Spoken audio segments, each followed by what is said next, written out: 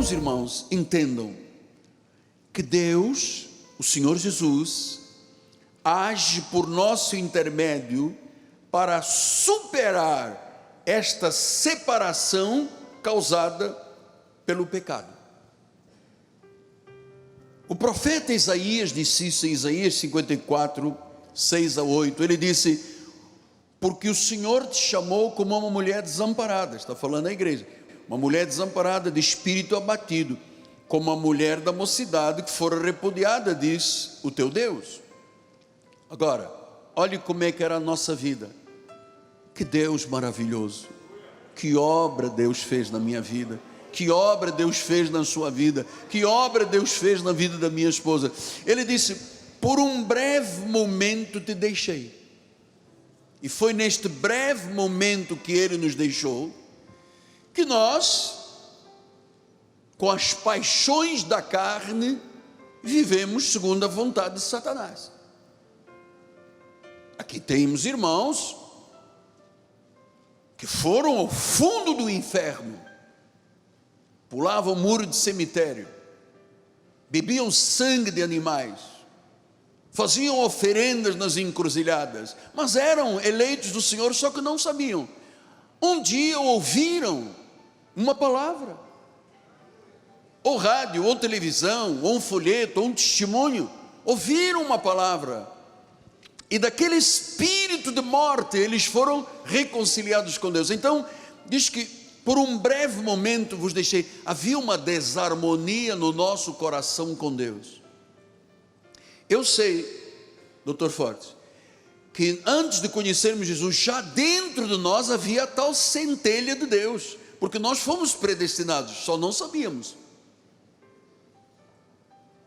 E no tempo de Deus, aleluia, no modo de Deus, na forma de Deus agir, no meu caso foi num leito de um hospital, politraumatizado, polifraturado, desenganado pela medicina, a poucos dias de uma amputação, de uma septicemia, e Deus foi lá e disse: não, este é meu. E Ele me reconciliou consigo mesmo, porque eu era um católico, só Deus sabe, um fanático. Nesse breve momento que Deus nos deixou, amados, muitas coisas equivocadas, erradas, praticamos, fizemos, mas Deus disse: mas com grandes misericórdias, eu torno a acolher-te. Isso significa o quê? Reconciliados com Deus. Nós precisamos dizer isto ao mundo. Doutora, nós precisamos dizer isto à sociedade, porque a sociedade ouve vozes, e elas estão o dia inteiro nas mídias sociais, nas televisões, nas rádios, que contradizem isto que eu estou lhe ensinando. Venha, porque eu vou lhe dar o óleo santo de Jerusalém, o vidro de sal do mar, não sei de que morto, este tecido da roupa da prostituta de Raabe, este pedaço da cruz de Cristo. Então a sociedade está ouvindo isso, pensando que isto é o Evangelho, que isto são boas novas, que isto pode transformar uma pessoa. Transforma em quê? Num escravo ainda maior. Eu vou lhe dizer, sem medo de errar, a você que está me ouvindo pelas mídias sociais, você que participa de um ministério judaizante, eu vou lhe dizer: fuja, escape disso aí, porque você é um escravo espiritual. Paulo disse: foi para a liberdade que Cristo nos libertou, não vos submetais de novo a um jugo de escravidão. Eu estava conversando com o senhor esta semana passada, ou 2 semanas atrás, e ele me dizia: ouvi o Senhor e Deus me libertou, porque eu era um escravo. Eu achava que Deus só falava quando eu ia ao monte, e passava lá a noite toda no monte.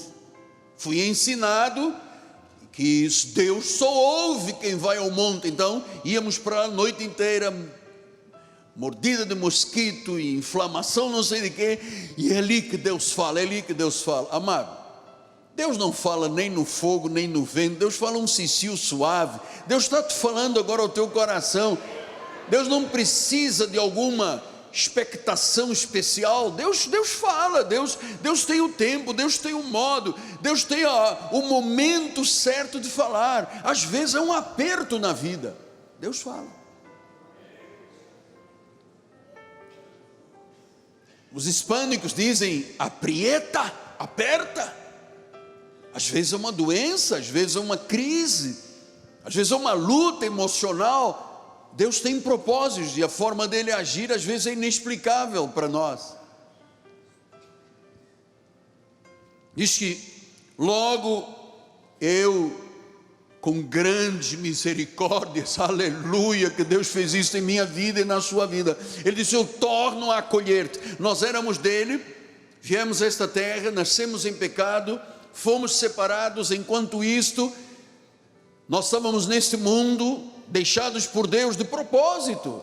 Deus disse: por um pouco de tempo eu te deixei, mas logo eu voltei a acolher-te. Ou seja, eu torno a acolher-te. Quer dizer que nós já estivemos lá, o pecado nos separou, e Ele, com a sua reconciliação, nos torna a acolher. Versículo número 8 diz: num ímpeto de indignação, eu escondi de ti a minha face por um momento, mas com misericórdia. Por que Deus esconde a face? Amado, porque não tem relação com pecado. Deus não tem relação com pecado.